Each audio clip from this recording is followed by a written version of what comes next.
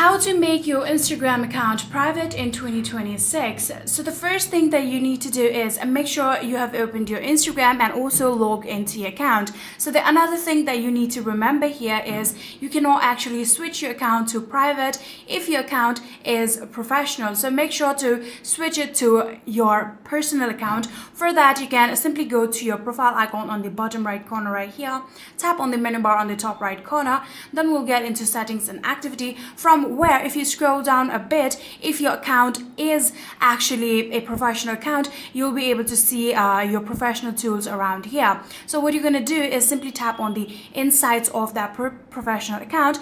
Then you'll be able to see a gear icon on the top right corner. Simply tap on that one, and then you'll be able to see the option of switch account type. Simply tap on it and switch it to personal. So after doing that, in order to get it to your private account, what you can do is again get into your settings and activity. From here, scroll down a bit, and then you can see the option of account privacy. Tap on that one and make sure that private account is turned on, just like this. Simply tap on switch to private one more time, and just like this you will be able to turn your public account into private. And that is it. If you guys do have any queries, please let me know in the comment section down below.